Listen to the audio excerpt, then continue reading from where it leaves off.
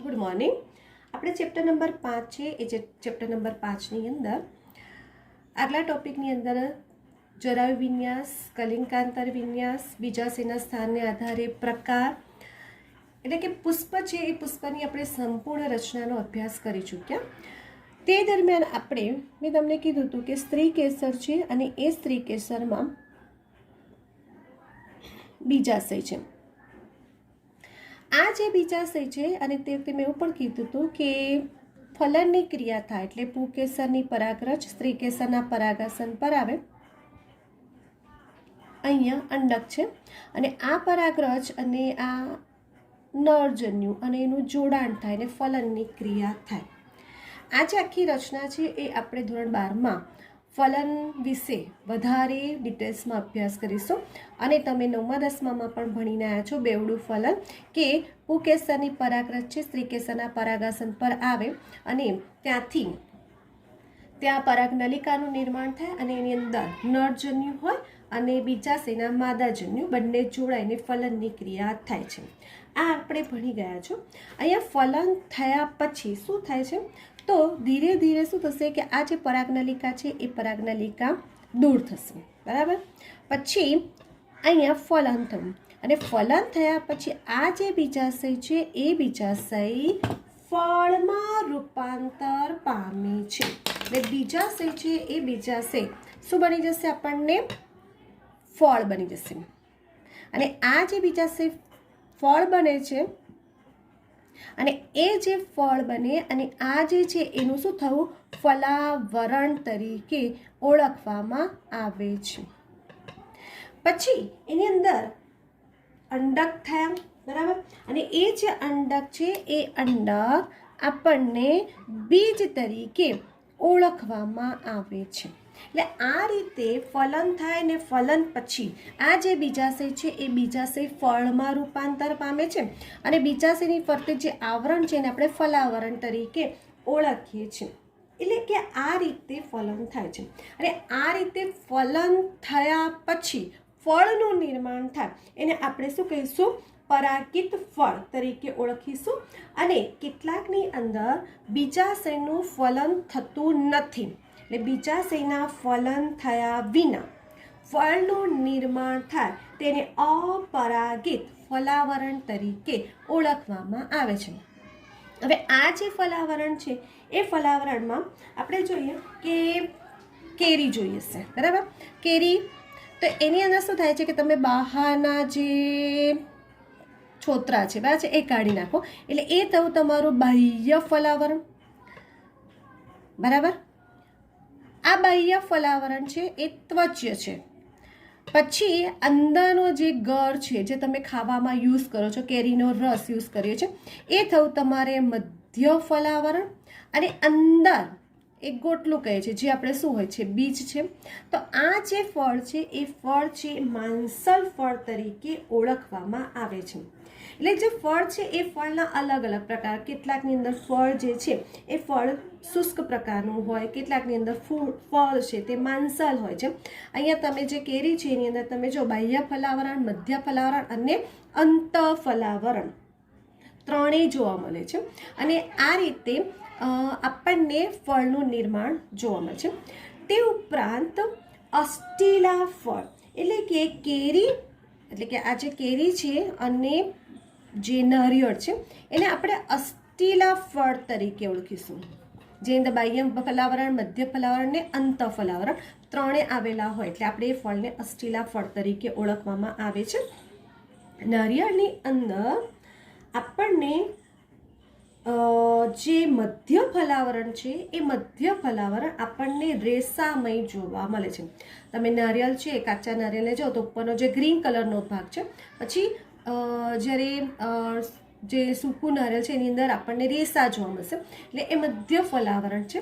તો આ રીતે આપણને કેરી અને નારિયેળની અંદર આ પ્રકારના ફળનું નિર્માણ એટલે કે અષ્ટિલા ફળ જોવા મળે છે. અહીંયા જે કોટર તમે જુઓ કે કેરીની અંદર આપણે એક જ કોટર, અને મેં તમને કીધું હતું કે જેટલા કોટર હોય એટલા જ તેની અંદર સ્ત્રી કેસર હોય છે. તો અહીંયા જે કેરી છે એ કેરીની અંદર તે એક સ્ત્રી કેસરી, કારણ કે આપણને એક જ કોટર જોવા મળશે એટલે તે એક સ્ત્રી કેસરીય. પાછું બીજાશે કેવું? ઉચ્ચસ્ત. ગયા વખતે આપણે ભણ્યું છે કે બીજાશેની ગોઠવણી ઉચ્ચસ્ત છે કે અર્ધધસ્ત છે કે અધસ્ત છે. તો અહીંયા જે બીજાશય છે તે કેવું હશે? ઉચ્ચસ્ત છે અને એક જ બીજ ધરાવે છે. બરાબર. તો અહીંયા તમારે ફળની વાત થઈ. એને અનુલક્ષીને આગળ આપણે જે ચર્ચા કરવાની છે તે બીજની વાત કરવાની છે, કે જે બીજ છે એ બીજ જ્યારે મેં ચેપ્ટર સ્ટાર્ટ કર્યું હતું તે વખતે જ મેં બીજની માહિતી તમને આપી દીધી કે જે બીજ છે એ બીજમાંથી જ, બીજને રોપો એમાંથી જ મૂળનું નિર્માણ થાય અને પ્રૌરતંત્રનું નિર્માણ થાય અને વનસ્પતિનું સર્જન થાય. અને એને આધારે આપણે જે બીજ છે એ બીજના આપણે બે ભાગ પડ્યા હતા. એક દળી બીજ અને બીજું આપણને દ્વિદળી બીજ. દ્વિદળી બીજ છે એ દ્વિદળી બીજની રચના આપણે ભણ્યા હતા કે દ્વિદળીની અંદર આપણે વાલ છે અને એ વાલની અંદર આપણને બાહ્ય રચના ભણ્યા હતા કે તે વૃક્કાકાર આકારની રચના જોવા મળશે. દ્વિદળીની અંદર બે બીજપત્ર એક જોડાણ સ્થાને છે અને એ ભાગને આપણે બીજ કેન્દ્ર તરીકે પણ વાત કરી હતી. તેનામાં એક નાનું છિદ્ર જેવી રચના જોવા મળશે અને એ જે છિદ્ર જેવી રચના છે એને આપણે બીજ છિદ્ર કહ્યું હતું. અને આ બીજ છિદ્ર દ્વારા પાણી અને ખનિજ ક્ષારો અંદર પ્રવેશે છે એ પણ આપણે વાત કરી હતી. બીજ છે એ દ્વિદળી બીજ છે એટલે એની અંદર બીજપત્રની સંખ્યા કેવી હશે? 2.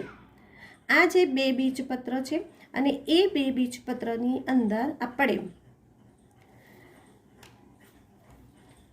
આ રીતની રચના જોઈ હતી. એક ભ્રૂણાગ્ર જોયું હતું અને આપણે એક નાની રચના પણ જોઈ હતી જેને આપણે ભ્રૂણ મૂળ કીધું હતું.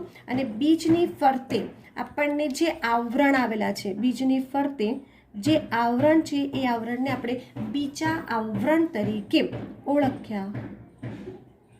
આ રીતે બીજા આવરણ આવેલા જોવા મળે છે. તો અહીંયા જે બીજ છે એ બીજમાં બીજા આવરણ છે એ બીજા આવરણ સૌથી બહારનું બીજને ઢાંકતું આવરણ હોય છે. અને આ જે બીજા આવરણ છે એટલે હું એક બીજા આવરણ દોરતું, બરાબર. તો એ જે બીજા આવરણ છે એ બીજા આવરણની અંદર આપણને 2 સ્તર જોવા મળશે. આ બહારનું સ્તર છે અને આ અંદરનું સ્તર છે. એટલે આપણે આ જે વાત કરીએ છીએ તે બીજા આવરણની વાત કરીએ છીએ કે બીજા આવરણ છે એ બીજા આવરણની અંદર બહાર અને અંદર. બહારનું જે આવરણ છે એ થોડુંક કેવું હોય છે? ત્વચીય, બરાબર છે. એટલે બાહ્ય બીજાવરણ તરીકે ઓળખવામાં આવે છે. અને આ જે બાહ્ય બીજાવરણ છે એને આપણે ટેસ્ટા, બાહ્ય બીજાવરણને ટેસ્ટા તરીકે ઓળખવામાં આવે છે. અને જે વાલ વટાણાની અંદર હશે એ કેવા પ્રકારનું હશે? આપણને પીળાશ પડતું જોવા મળશે. અને અંદરનું જે બીજાવરણ છે તે થોડુંક પાતળું હોય છે, પારદર્શક હોય છે. એટલે એને અંત બીજાવરણ તરીકે ઓળખવામાં આવે, જેને ટેગમેન્ટ તરીકે ઓળખવામાં આવે છે. તો અહીંયા પહેલી વાત કરીએ આપણે બીજા આવરણ. બહારની તરફ આવરણ છે અને પાછા બીજા આવરણના 2 સ્તરનું લખાણ લખવાનું, બાહ્ય આવરણ અને અંત આવરણ. બહારનું આવરણ થોડુંક પાતળું અને અંદરનું જે આવરણ છે તે કેવું છે? પારદર્શક. બહારના આવરણને ટેસ્ટા અને અંદરના આવરણને આપણે ટેગમેન્ટ તરીકે ઓળખીએ છીએ. પછી આપણે તેની અંદર આપણને 2 બીજપત્ર. તો તમે જો કે આપણે આમાં નામ લખીએ તો આ થયા તમારા બીજા આવરણ, આ થયું તમારા બીજપત્ર. અહીંયા જે રચના જોવા મળશે તેને આપણે ભ્રૂણાગ્ર અને અહીંયા જે રચના જોવા મળશે જેને ભ્રૂણ મૂળ તરીકે ઓળખવામાં આવે છે. 2 બીજપત્ર આવેલા છે અને આ જે બીજપત્ર છે એ બીજપત્ર આપણને દળદાર અને માંસલ હોય છે, એટલે કે આ જે બીજપત્ર છે એમાં ખોરાક ભરેલો છે. તમે જો કોઈ પણ દ્વિદળી બીજને તમે ખારી સિંગ લઈ લો તો ખારી સિંગમાં શું કરો છો તમે, બીજા આવરણ છે, ચણા છે, એ બધા બીજા આવરણ છે, ફોતરા કહીએ છીએ, જે શુષ્ક છે એ ફેંકી દો છો, બરાબર છે. ખાઓ છો શું, તો તમે બીજપત્રનો ઉપયોગ કરો છો. એટલે કે સૌથી પોષક દ્રવ્ય, સંચિત દ્રવ્ય કોની અંદર હોય છે, બીજપત્રમાં હોય છે. અને એ બીજપત્ર સંચિત દ્રવ્યથી ભરેલા હોય છે, જેનો આપણે ખોરાક તરીકે ઉપયોગ કરીએ છીએ. પછી આપણે બે બીજપત્રના જોડાણ સ્થાને એક અંકુરિત નાના પર્ણ જેવી રચના જોઈતી, જેને આપણે ભ્રૂણાગ્ર તરીકે ઓળખ્યા હતા. અને આ જે ભ્રૂણાગ્ર છે એ ભ્રૂણાગ્રમાંથી શેનું નિર્માણ થશે, તો પ્રરોતંત્રનું નિર્માણ થાય છે. ભ્રૂણમૂળ છે એ ભ્રૂણમૂળ આ બીજ છિદ્રમાંથી બહાર આવશે અને સ્થાનિક મૂળતંત્રનું નિર્માણ થતું જોવા મળે છે. એટલે અહીંયા આપણે વાક્ય રચના વાપરી હતી કે બીજની ગર્ભધરીના એક છેડે ભ્રૂણાગ્ર આવેલું હોય છે અને ગર્ભધરીમાં બીજે છેડે ભ્રૂણમૂળ આવેલું છે, અને ભ્રૂણમૂળમાંથી ભવિષ્યમાં મૂળતંત્રનું નિર્માણ થશે અને ભ્રૂણાગ્રમાંથી પ્રરોતંત્રનું નિર્માણ થતું જોવા મળે છે. તો અહીંયા તમે જુઓ કે આ જે દ્વિદળી બીજ ભણ્યા એ દ્વિદળી બીજની અંદર આપણે બીજ કેન્દ્રની વાત કરી, બીજ છિદ્રની વાત કરી, બીજાવરણ, બીજપત્ર, ભ્રૂણમૂળ, ભ્રૂણાગ્ર બધી ચર્ચા કરી. અહીંયા ભ્રૂણપોષ, બરાબર છે, અહીંયા ભ્રૂણપોષની વાત કરીએ તો અહીંયા જ્યારે આ થિયરી ભણ્યા ત્યારે આપણને ભ્રૂણપોષ જેવો કોઈ શબ્દ ના આવ્યો. ઇવન આકૃતિમાં પણ કોઈ જગ્યાએ મેં ભ્રૂણપોષ લખ્યું પણ નથી. એટલે કે ભ્રૂણપોષનું અલગથી અસ્તિત્વ જોવા મળતું નથી. એટલે કે અહીંયા એવું થાય છે કે ભ્રૂણપોષ છે એ ભ્રૂણપોષ બીજપત્રમાં સમાઈ ગયો છે, એટલે તેનું અલગથી અસ્તિત્વ જોવા મળતું નથી. અને આ માટે ભ્રૂણપોષનું અલગથી અસ્તિત્વ જોવા મળતું નથી. જે બીજપત્રમાં સમાઈ ગયા છે એવા જે બીજ છે એ બીજને આપણે અભ્રૂણપોષી બીજ તરીકે ઓળખવામાં આવે છે.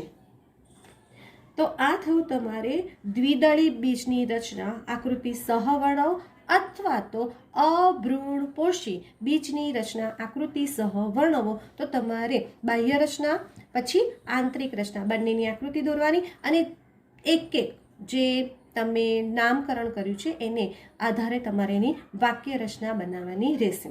તો અહીંયા જ્યારે દ્વિદળી બીજ હોય તો તમારે ઉદાહરણ કયા આવે, વાલ, ચણા, વટાણા, એટલે એ બધા જ કેવા થયા, અભ્રૂણપોષી બીજ થયા. પરંતુ એક ઉદાહરણ આવે છે એરંડી, બરાબર છે. આ જે એરંડી છે એ એરંડીમાં બેવડું ફલન થશે અને બેવડા ફલનને કારણે ભ્રૂણપોષનું નિર્માણ થાય છે, એટલે કે એની અંદર ભ્રૂણપોષ જોવા મળે છે. અને એ જે છે તે ભ્રૂણપોષીનું ઉદાહરણ કહેવામાં આવે. એટલે અભ્રૂણપોષીમાં એક અપવાદ રૂપે કયું આવ્યું, એરંડી, જે ભ્રૂણપોષી એટલે કે દ્વિદળીમાં ભ્રૂણપોષી બીજનું નામ આપો તો તમારે કયું આવશે, એરંડી, બરાબર. તો અહીંયા તમારે દ્વિદળી બીજ છે એની આપણે માહિતી ખાસી એવી આપણે આગળ ભણી ચૂક્યા હતા, એટલે અહીંયા થોડીક જ માહિતી આપણે મેળવી છે. હવે આપણે આવે છે એકદળી બીજ. હવે એકદળી બીજ છે, એકદળી બીજ એટલે કયું આવે, તમારે મકાઈ આવે. આ મકાઈની આપણે બાહ્ય રચના જોઈએ તો મકાઈનો આ રીતને દાણો જોયો હશે, બરાબર છે. હવે આ જે મકાઈનો દાણો છે એની અંદર શું થાય છે કે તમે ધ્યાનથી જોશો ને તો મકાઈ, પીળા રંગની મકાઈની વાત કરીએ તો અહીંયા શું થશે કે આટલો જે ભાગ હશે ને તમારો સફેદ કલરનો હશે ને આટલો જે ભાગ હશે ને એ પીળા કલરનો હશે. એટલે મકાઈ છે એની અંદર તમે દેખજો કે કોઈ પણ સફેદ કલરની હશે કે પીળા રંગની, થોડોક ભાગ અલગ આવશે. તો આ જે ભાગ છે એ જે ભાગ છે એને આપણે કહીશું ભ્રૂણ પ્રદેશ, અને આ જે ભાગ છે એને આપણે ભ્રૂણપોષ પ્રદેશ તરીકે ઓળખવામાં આવે છે. અને આ જે છે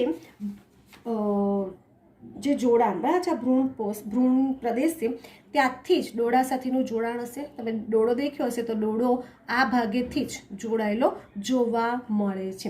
તો આ એની થઈ કે એકદળી બીજ છે એની અંદર આપણને એક જ બીજપત્ર છે મકાઈ છે, એ મકાઈને તમે 24 કલાકે 2-3 દિવસ સુધી પલાળી રાખો તો પણ તેના બે સરખા ભાગ નહીં જોવા મળે. એટલે કે તે એકદળી બીજનું ઉદાહરણ છે. એની અંદર બીજનું બીજાવરણ અને ફળનું ફલાવરણ સંયુક્ત રીતે જોડાયેલું છે, માટે એ જે છે એને સંયુક્ત કવચ તરીકે ઓળખવામાં આવે છે. એટલે એનું જે બીજાવરણ છે એ બીજાવરણમાં આપણે બીજનું બીજાવરણ અને ફળનું ફલાવરણ સંયુક્ત રીતે જોડાયેલું છે, એટલે આપણે એને સંયુક્ત કવચ તરીકે ઓળખવામાં આવે છે. હવે આ જે મકાઈ છે એ મકાઈના બીજની અંદર આપણે આટલો ભાગ ભ્રૂણ પ્રદેશ ને આટલો ભાગ ભ્રૂણ પોષ પ્રદેશ, એટલે ખોરાકમાં આપણે મોસ્ટ ઓફ આ ભાગ આપણને ભ્રૂણ પોષ બરાબર છે. તમે જો કે અહીંયા ભ્રૂણ પોષ મેં શબ્દ લખ્યો, એક દળીની અંદર ભ્રૂણ પોષ નું અલગથી અસ્તિત્વ જોવા મળે છે. એટલા માટે આ જે એકદળી વનસ્પતિ છે તે કઈ વનસ્પતિ કહેવાશે? બીજ ભ્રૂણ પોષી બીજ તરીકે ઓળખવામાં આવે છે. એટલે મકાઈ છે એ મકાઈ ભ્રૂણ પોષી બીજ તરીકે ઓળખવામાં આવે છે. હવે આ જે મકાઈ છે એ મકાઈની આંતરિક રચના જોવી છે. હવે મકાઈને આપણે આંતરિક રચના જોવી હોય તો મારે છેદ લેવો પડે. છેદ કેવી રીતે લઈએ? તો જો હું અહીંથી છેદ લઈશ, આડો છેદ લઈશ તો મને કદાચ આ જ ભાગ દેખાશે. હું ઉપરથી છેદ લઈશ તો મને ઉપર ભ્રૂણ પોષનો જ ભાગ દેખાશે. એવા સંજોગોમાં મારે શું કરવું પડે? એનો ઊભો છેદ લેવો પડે. એટલે કે એકદળી વનસ્પતિની અંદર એનો ઊભો છેદ લેવા આકૃતિ બને છે. એ આકૃતિ આપણે જોઈએ કે કેવી રીતે એની આકૃતિ બને છે. તો એને સૌથી પહેલાં આપણે આ રીતે એને જોઈએ. આપણે સૌથી પહેલાં એનું બહારનું આવરણ દોરીએ. આ જે બહારનું આવરણ છે એ બહારના આવરણને આપણે શું કહીએ છીએ? તો તુષ તરીકે ઓળખવામાં આવે છે. અને એ તુષ શું છે?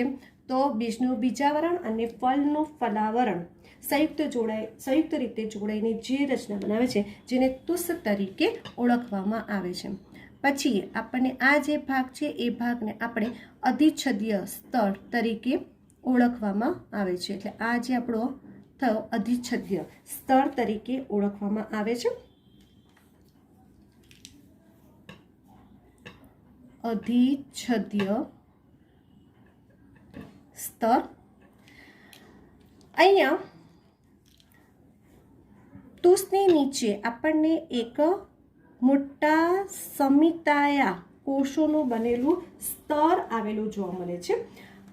અને આ જે સમિતાયા સ્તર એટલે મોટા ચોરસ કોષોનું બનેલું પ્રોટીનથી ભરેલું જે સ્તર આવેલું છે એ સ્તરને આપણે સમિતાયા સ્તર તરીકે ઓળખવામાં આવે છે. જેમાં શું હોય છે? પ્રોટીનથી સભર હોય છે. ત્યારબાદ અહીંયા જે મોટો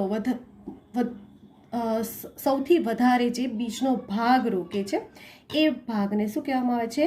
ભ્રૂણ પોષ તરીકે ઓળખવામાં આવે છે. તે ઉપરાંત આ જે એકદળી બીજ છે એ એકદળી બીજની અંદર આપણને ભ્રૂણ છે એ ભ્રૂણ મેં તમને કીધું કે આ નાનો ભાગ છે એટલે આ ભાગ આપણો કયો થયો? ભ્રૂણ પ્રદેશ થઈ ગયો. અને આ ઉપરનો ભાગ કયો થઈ ગયો? ભ્રૂણ પોષ પ્રદેશ થયો. ને આ જે ભ્રૂણ છે એ ભ્રૂણ પોષના એક છેડા તરફ, એટલે આ ભ્રૂણ પોષના એક છેડા તરફ શું છે? ભ્રૂણ. એટલે આખો વિસ્તાર આપણો કયો થયો? ભ્રૂણ થયો. અને પાછું આપણે એની અંદર ઢાલ આકારનું એક જ બીજપત્ર છે જેને વરુથિકા તરીકે ઓળખવામાં આવે છે. અને આ જે ભ્રૂણ છે એ ભ્રૂણ આપણે જોઈએ. અહીંયા હું દોરું છું, એક ભાગ દોરું છું અને એની ફરતે આ રીતની રચના દોરું છું. બરાબર. અહીંયા હું બીજો ભાગ દોરું છું અને એની ફરતે હું રચના દોરું છું,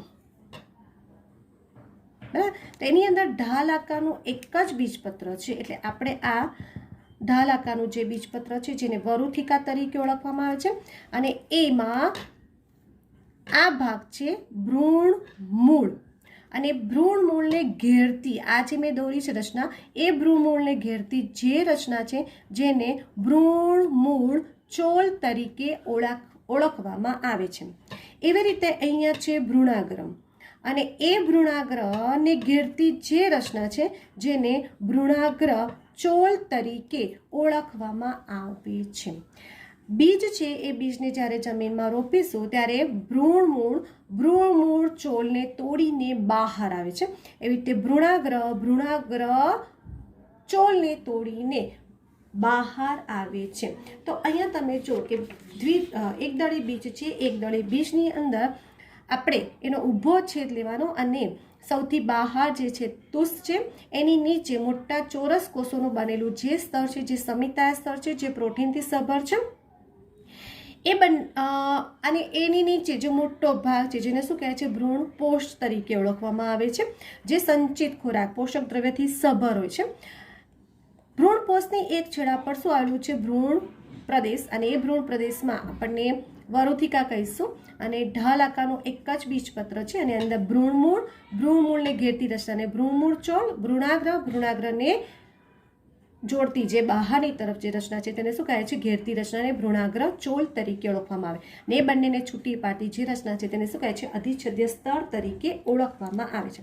તમે જો એકદળી બીજ ભણ્યા તો એકદળી બીજની અંદર ભ્રૂણપોષ છે એ ભ્રૂણપોષનું અલગથી અસ્તિત્વ જોવા મળે છે, અને આમ જે ભ્રૂણપોષનું અલગથી અસ્તિત્વ જોવા મળે છે એટલે આપણે એને કયા બીજ કહી દીધા હતા ભ્રૂણપોષી બીજ તરીકે ઓળખવામાં આવે છે.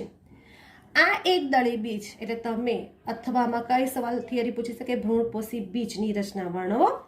હવે બીજો એક સવાલ પૂછાય કે ભ્રૂણપોષી બીજ છે એટલે કે એકદળી બીજની અંદર અભ્રૂણપોષીનું ઉદાહરણ આપો. તો એકદળી તો કેવી છે ભ્રૂણપોષી, પરંતુ એક અપવાદ રૂપે છે જે એકદળી છે પણ સાથે સાથે કેવી છે અભ્રૂણપોષી બીજ છે, અને એ જે ઉદાહરણ છે કયું છે ઓર્કિડ. તો અહીંયા તમે જો કે અપવાદ રૂપે ઉદાહરણ કયું થયું ઓર્કિડ, અને અહીંયા અપવાદ રૂપે ઉદાહરણ કયું થયું હતું એરંડી, બરાબર. તો અહીંયા તમારે બીજ છે એકદળી બીજ અને દ્વિદળી બીજની સંપૂર્ણ માહિતી અહીંયા પૂર્ણ થાય છે. હવે આપણે પુષ્પ છે એ પુષ્પના ચારે ચક્રો વિશે વાત કરી ચૂક્યા. પુષ્પ છે એ પુષ્પ ની રચના કઈ રીતની છે, દલપત્ર, વજ્રપત્ર, પુકેસર, સ્ત્રીકેસર કઈ રીતે ગોઠવણી ધરાવે છે, કલિકાંતર વિન્યાસ, જરા વિન્યાસ આપણે બધી ચર્ચા કરી ચૂક્યા. હવે પુષ્પ છે એ પુષ્પનું સૂત્ર તૈયાર કરવાનું, અને એ પુષ્પ સૂત્ર દ્વારા પુષ્પાકૃતિ દોરવાની, એટલે કે આપણને કોઈ પુષ્પ મળ્યું છે બરાબર, અને એ પુષ્પમાં આપણે એને શોર્ટમાં દર્શાવવું હોય તો એ શોર્ટ મેથડ એટલે કે એ પુષ્પ સૂત્ર છે, અને એ પુષ્પ સૂત્ર રજૂ કરવા માટે આપણે સંજ્ઞા બનાવી, ને એ સંજ્ઞાને આધારે એ પુષ્પ કઈ રીતનું છે એની માહિતી આપણને મળી જાય છે. તો અહીંયા આપણે કેટલીક સંજ્ઞાઓ વિશે વાત કરવાની છે. તો અહીંયા તમે જુઓ કે સૌથી પહેલાં નિપત્ર, અને એ નિપત્ર માટે જે સંજ્ઞા વપરાય છે એ સંજ્ઞા છે BR, કેપિટલ B અને સ્મોલ r. બાકીના જે ચાર ચક્ર છે તમે જો વજ્રચક્ર, દલચક્ર, પુકેસર અને સ્ત્રીકેસર, અને આપણે એક ભણ્યા હતા પરિપુષ્પ. તો એના માટે આપણે એના અંગ્રેજી નામ જોઈએ. તો સૌથી પહેલાં વજ્રચક્ર છે એને કહેવાય છે કેલેક્સ, દલચક્ર છે કોરોલા, પરિપુષ્પ છે એને પેરિયન્થ, પુકેસરને એન્ડ્રોસિયમ અને સ્ત્રીકેસરને જીનોસિયમ. હવે આપણે જે અંગ્રેજી શબ્દ છે એનો પહેલો શબ્દ બનાવીએ એ એની સંજ્ઞા. ધારો કે સ્ત્રીકેસર તો એની સંજ્ઞા કઈ થઈ કેપિટલ G, પુકેસર એની સંજ્ઞા થઈ કેપિટલ A, પરિપુષ્પ એની સંજ્ઞા થઈ P, બરાબર. હવે અહીંયા તમે જો કે વજ્રચક્ર અને દલચક્ર બંનેની સંજ્ઞા કઈ થઈ જાય છે C. તો એના માટે અહીંયા આપણે જે બોલીએ છીએ એ શબ્દ કે અહીંયા જે કેલેક્સ એટલે કે એટલે શું થવો, એની જે સંજ્ઞા છે એ કે રજૂ કરી દીધી. અને દલચક્ર છે એના માટે એનો પહેલો શબ્દ કયો છે, સી. તો આ તમારે થઈ એની જે સંજ્ઞા છે એ સંજ્ઞા યાદ કરવાની મેથડ. તો નિપત્ર માટે બીઆર, વજ્રચક્ર, દલચક્ર, પરિપુષ્પ, પુકેશ અને સ્ત્રીકેશ આની સંજ્ઞા જે છે એના અંગ્રેજી શબ્દ પરથી. અહીંયા તમારે કેલેક્સ, અહીંયા કોરોલાનો સી, પેરિયન્થનો પી, એન્ડ્રોસિયમનો એ અને ગિનોસિયમનો જી. હવે નર પુષ્પ છે એ નર પુષ્પ એની સંજ્ઞા તમારે આ, બરાબર. માદા પુષ્પ છે એની સંજ્ઞા આ રીતે.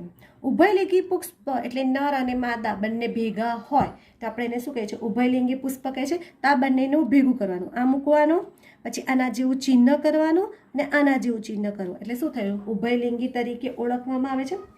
હવે આપણને એવું ઉચ્ચસ્ત બીજાશય આપણે ભણી ગયા હતા કે જેનામાં બીજાશય છે એ બીજાશય કેવું હતું, ઉચ્ચસ્ત, બરાબર.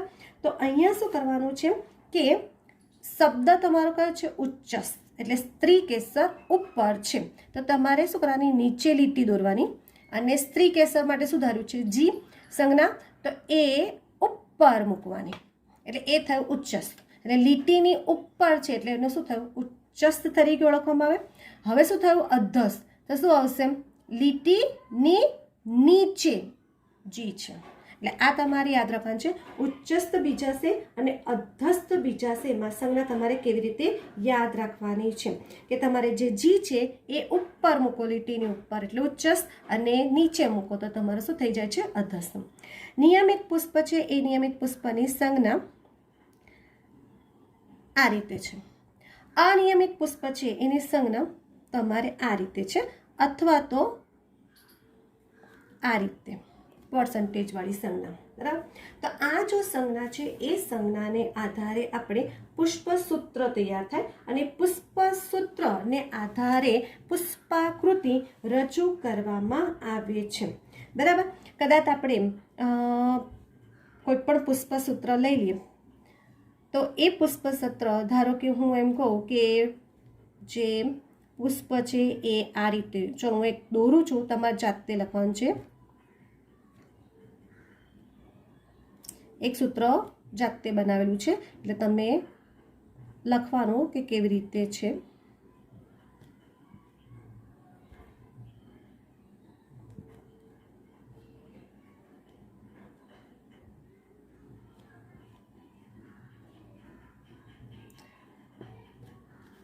આપણે એક અહીંયા સ્ત્રી કેસર હું આ રીતે લખું, બરાબર. ચલો આ એક મેં સૂત્ર રજૂ કર્યું છે. હવે તમારે એને અનુલક્ષીને આપણે જોઈએ કે આવું મેં એક પુષ્પસૂત્ર એક્ઝામમાં પૂછાયું, બરાબર. હવે એનામાં તમારે લખવાનું હોય તો તમે શું કરશો કે આ જે પુષ્પ છે, બરાબર છે, મને નથી ખબર કયું પુષ્પ છે, મેં ખાલી તમને શીખવાડું છું. ચલો આ જે છે એટલે એના માટે કઈ સંજ્ઞા છે, તો જુઓ નિયમિત. એટલે આ પુષ્પ કેવું છે, નિયમિત પુષ્પ છે. ક્લિયર? ચલો હવે આ સંજ્ઞા છે, આ સંજ્ઞા એટલે શું હશે, ઉભયલિંગી, એટલે કે એની અંદર સ્ત્રી કેસર ને પુકેસર બંને છે, એટલે સ્ત્રી કેસર અને પુકેસર બંને ધરાવે છે. ચલો હવે અહીંયા શું આવે છે તો તમે જો કે એટલે શું થાય, વજ્રપત્ર. તો અહીંયા શું લખી શકો કે વજ્રપત્રની સંખ્યા 5 છે. હવે અહીંયા જો કૌંસમાં દર્શાવેલું હોય એટલે વજ્રપત્ર કેવા છે, જોડાયેલા છે, બરાબર. ચલો અહીંયા દલપત્ર છે એ દલપત્રની સંખ્યા 5 છે અને કેવા છે, જોડાયેલા છે. પુકેસર છે, પુકેસર એ બરાબર શું છે આપણે પુકેસર, પુકેસરની સંખ્યા કેટલી છે, 2 છે અને કેવા છે, જોડાયેલા છે. સ્ત્રી કેસર છે, સ્ત્રી કેસરની સંખ્યા કેટલી છે, 1 છે, બરાબર. જેમાં તમે જો કે મેં નીચે અંડરલાઈન કરી છે, આ રીતે છે અને આ રીતે હોય એટલે કયો બીજાશય છે, ઉચ્ચસ્ત, જે ઉચ્ચસ્ત બીજાશય ધરાવે છે. આટલું સમજ પડી ગઈ. એટલે જે સંજ્ઞા હોય એ સંજ્ઞાને આધારે તમે પુષ્પ કઈ રીતનું છે એ તમે થોડુંક એક્સપ્લેન કરી શકો છો. ઘણી વખત શું થાય કે દલપત્ર આ રીતે છે ને આમ, બરાબર, તમે આપણે ભણ્યા હતા તો આમાં દલપત્ર અને પુકેસર, તો દલપત્ર પુકેસર આવી રીતે હોય તો શું થશે? જોડાયેલા છે. એટલે દલપત્ર પુકેસર સાથે જોડાયેલા છે એટલે એને આપણે શું કહીએ છીએ? દલલગ્ન પુકેસર તરીકે ઓળખવામાં આવે છે. તો આ રીતે એની રચના પુષ્પસૂત્ર તમને આપેલું હોય ને એને આધારે તમે એની અંદર કઈ રીતનું પુષ્પ છે, વજ્રપત્ર, દલપત્ર, પુકેસર, સ્ત્રીકેસરની રચના કેવી રીતે છે એ તમે એને સમજાવી શકો છો.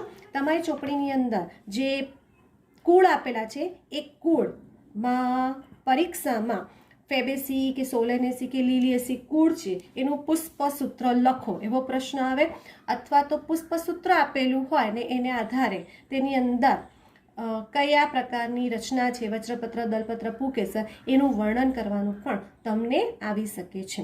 જો પુષ્પસૂત્ર જોઈએ, મેં હમણાં જો દોર્યો બરાબર છે નિયમિત પુષ્પ, હું બીજું દોરી દઉં.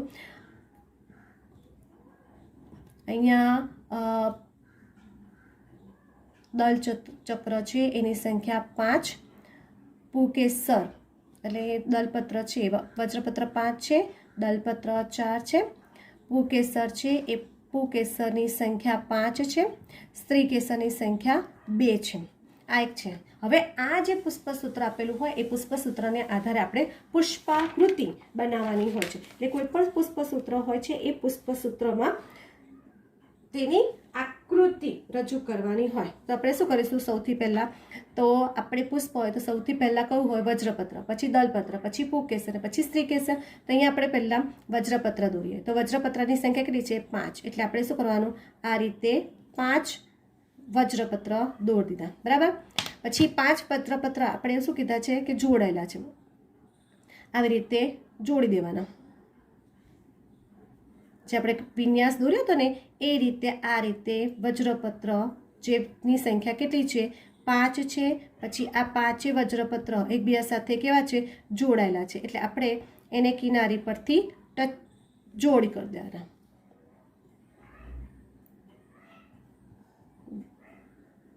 બરાબર.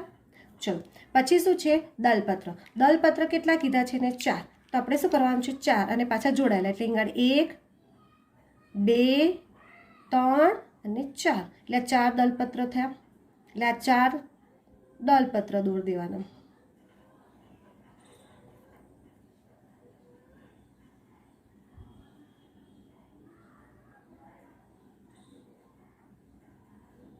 બરાબર. પછી પુકેસર છે. પુકેસરની સંખ્યા કેટલી છે? 5. બરાબર. તો એ જે 5 પુકેસર છે તો પુકેસર આપણે 5, 3, આ 4 ને 5. પછી સ્ત્રીકેસર છે. સ્ત્રીકેસરની સંખ્યા કેટલી છે? 2. એટલે આપણે આ રીતે 2, બરાબર છે, આ રીતે સ્ત્રીકેસર બતાવી દો. થઈ ગયું પુષ્પાકૃતિ. તો આ રીતે તમને જે રીતે આપેલું હોય એ રીતે તમારે સૌથી પહેલાં વજ્રપત્ર, પછી દલપત્ર, પછી પુકેસર અને પછી સ્ત્રીકેસર દોરવાના. ઘણી વખત શું થાય છે કે આપણને નિપત્ર હોય તો નિપત્ર માટે શું કરવાનું કે આની જે વજ્રપત્ર છે એ વજ્રપત્રની બહાર આ રીતે આપણે નિપત્રનું નિશાન બતાવી દેવાનું. ઘણાની અંદર આપણને પુષ્પ છે, આ પુષ્પાકૃતિ છે ને એ પુષ્પાકૃતિની ઉપર આવી રીતે આપણને ઉપર એક ટોચ પર ટપકા દ્વારા રજૂ કરવામાં આવે છે અને એ જે ટપકું દર્શાવે છે માતૃ અક્ષની સ્થિતિ રજૂ કરે છે. તો આ રીતે આપણે કોઈ પણ પુષ્પ સૂત્ર આપેલું હોય એને પુષ્પાકૃતિ આ રીતે રજૂ કરવામાં આવે છે. મેં થોડીક રફલી દોરી છે પણ કેવી રીતે દોરવાની છે એની સમજ આપી કે વજ્રપત્ર દોરવાના, દલપત્ર દોરવાના, પછી પુકેસર અને પછી સ્ત્રીકેસર. કોટર આપેલા હોય તો કોટરને અનુલક્ષીને બતાવવાના. આ બહારની તરફથી મેં વધારાના પત્ર બતાવું છું એની પત્રની રજૂઆત કરે છે અને ઉપર જે ટપકું છે એ ટપકું માતૃ અક્ષની રજૂઆત કરે છે. તો અહીંયા તમે પુષ્પની સંજ્ઞા છે, પુષ્પસૂત્ર રજૂ કરવા માટેની તેની સંજ્ઞા, પુષ્પસૂત્ર અને એ પુષ્પસૂત્રને આધારે પુષ્પાકૃતિ કેવી રીતે તૈયાર થાય છે એની સમજ આપી છે.